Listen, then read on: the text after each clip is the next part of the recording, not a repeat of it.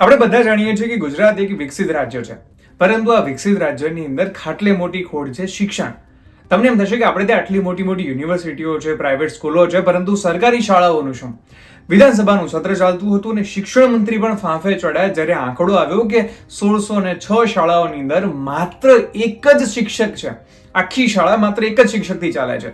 વિચાર કરો, તમારે તમારા બાળકને એક સ્કૂલમાં ભણાવવા માટે મોકલવાનું છે અને આખી શાળામાં એક જ માસ્તર છે. જેટલા પણ વર્ગો છે, જે છે, બધાની અંદર એક જ સાહેબ અને એ સાહેબ જ બધું ભણાવશે. કેટલી ખરાબ બાબત કહેવાય. ગુજરાત જેવા વિકસિત રાજ્ય માટે કેટલી ખરાબ બાબત છે.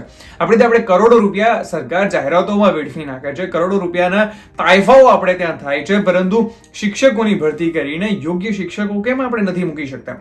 શું આવી રીતે ગુજરાતના બાળકોનું ભવિષ્ય ઉજ્જવળ થશે? અને ખરેખર શિક્ષણ એ સૌથી મહત્વની વસ્તુ છે. જે બેઝિક કોઈ વ્યક્તિને, કોઈ દેશના નાગરિકને જરૂર પડતી હોય તો એ શિક્ષણ છે. આ શિક્ષણમાં આપણી આવી હાલત છે કે 1606 શાળાઓની વાત કરવામાં આવી છે, જ્યાં એક જ શિક્ષકથી આખી શાળા ચાલે છે.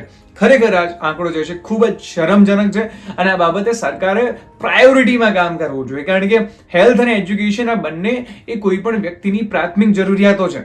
એક મોટો બ્રિજ નહીં બને તો કદાચ એટલી તકલીફ નહીં પડે. એ અટલ બ્રિજની બાજુમાં બીજો અટલ બ્રિજ નહીં બનાવો, તમે બીજો રિવરફ્રન્ટ નહીં બનાવો તો કદાચ એટલી તકલીફ નહીં પડે.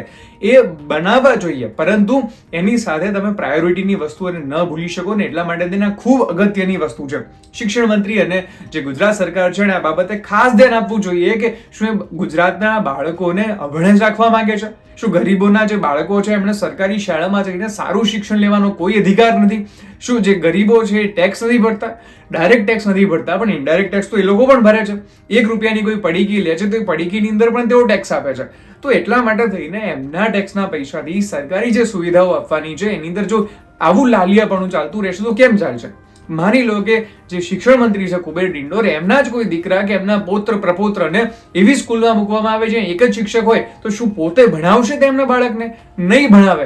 એટલા માટે થઈને શિક્ષકોની જે ઘટ છે ને પૂરી કરવી જરૂરી છે. અને એવું પણ નથી કે આપણે ત્યાં યોગ્ય કેન્ડિડેટ્સ આપણે ત્યાં નથી, આપણે ત્યાં યોગ્ય કેન્ડિડેટ છે, પરંતુ સરકારની આળસ કહો કે જે કહો, સરકાર ભરતી નથી કરી રહી આ બાબતે, અને એ બાબતે ખરેખર વિચારવા લાયક છે.